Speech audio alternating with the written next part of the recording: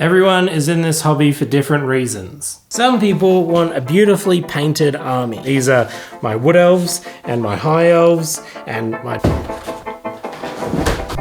Some people just want to make terrain for their games, for their friends' games, or just because it's fun. Some people are collectors, and finding a rare bit brings them joy. Some people want to win one of these. The best of the best at painting win these. Maybe you're a tournament player, or you like role-playing or narrative games. Maybe it's the technical side you like, or sticking it to the man. I hate 3D printers.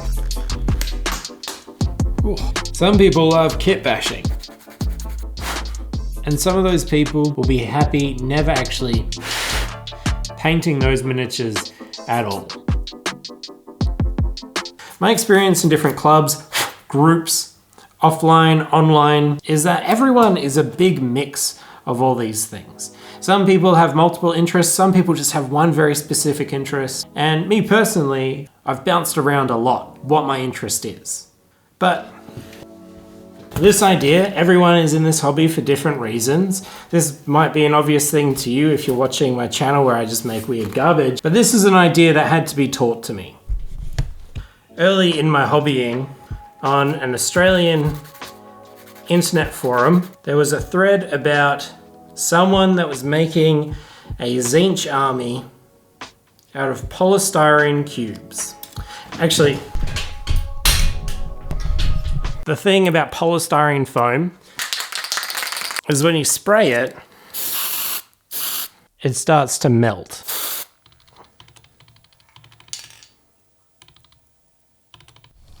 And using this idea, someone made an entire Warhammer army. Okay, here they are. These are the cubes of Zinc.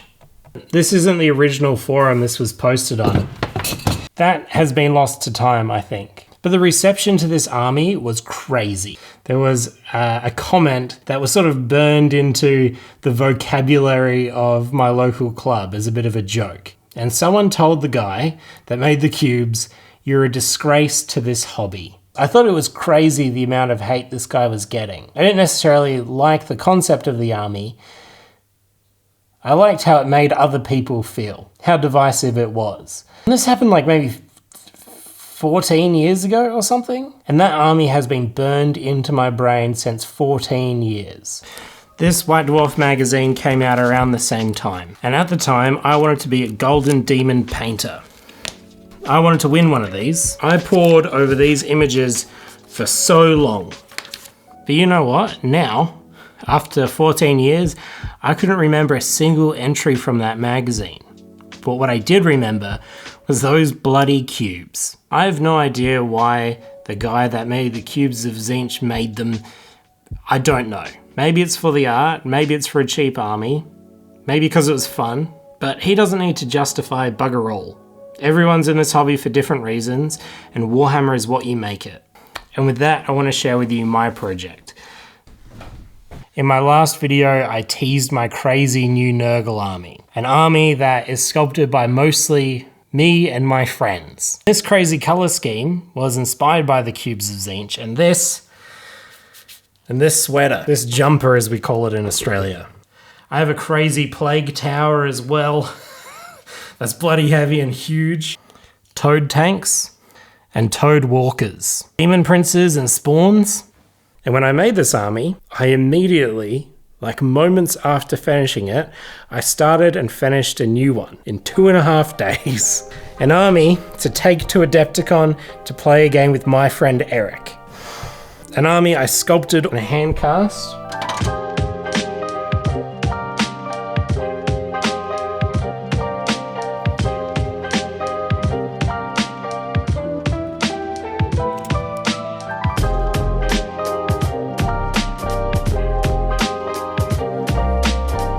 I think nearly poisoned myself with resin, and while I was making it,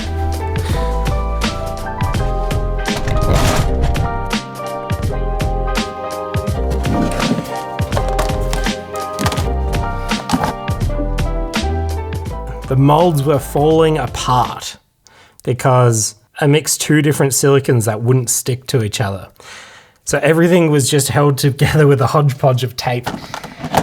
And by the time I was on the plane for Adepticon, the resin was still curing.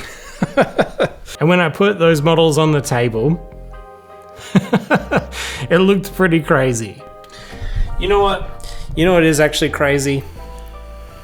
I don't have any footage of my finished army. Yeah. So let's just steal Eric's. Wait, full screen. Oh, this is it. This is me. Hang on. Wow, it's like we're here. My camera does not do them justice. Trent gave me one to take home. Oh, yeah. When I made these, I used a fluorescent pigment, and I never actually got to test it under blacklight, and I still haven't, but look. Wow. Wow, thank you, Eric. So cool. So we deployed opposite each other in 2 classic battle lines. Anyway, you don't need to see how the battle went, but just know, Eric, next year. Back to current. Oh, hang on. Do you want to see me? You want to watch me eat my first PB&J? Lunched out. Hey, how are you? I know. Cheesecake Factory. This is Trent's first PB&J. There's something. My army, I knew would be very divisive and it would be very distasteful for some people, but I knew my opponent, and that was Eric from Eric's Hobby Workshop, and we're very good friends. But I knew Eric wanted to play a game with me. He wasn't trying to play a game with one of his armies, he wanted to play a game with me. And so that's what I brought. Something very me. And I wish I still had my army, but I've only got a few models from it because I sold most of it at Adepticon to pay for my food. I think in a shared experience like playing a tabletop game, I think it is really important to try to cater for the people around you. And if I thought Eric wouldn't appreciate my fluorescent monstrosities, I would have brought my nicely painted wood elves or my high elves or my dwarves. And that's a really important lesson that I've learned, especially in recent years. You're playing, you're painting to make your opponent have a good time too. And yeah, it totally is very hard to try to find people as weird as you sometimes, but they're out there. Another one. 1, 22, 23, 24, 25. 25 little orkies now. My friend Bill, who I also was so excited to see at Adepticon, sculpted these Gork and Mork idols. And I think I've tried to turn them into like sort of mascot suits or mechs or something. These are going in my Chaos Orc army. This orc right here deserves a massive sword, right?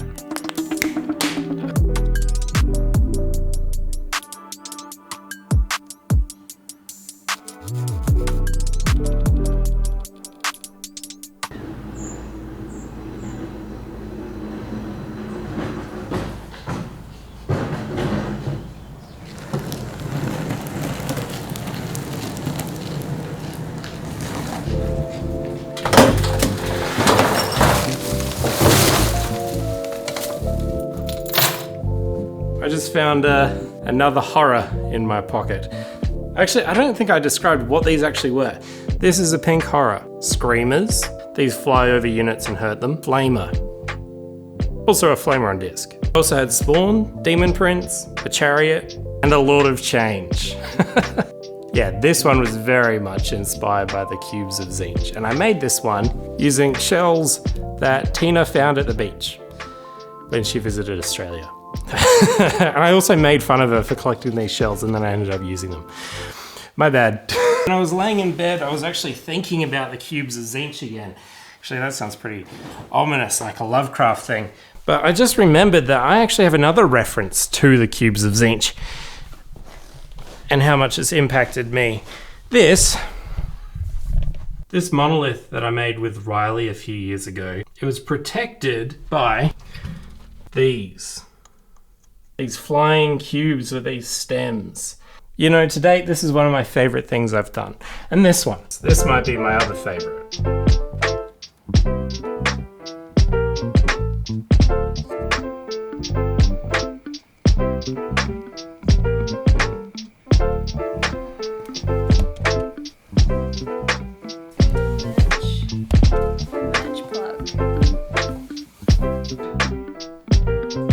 is growing.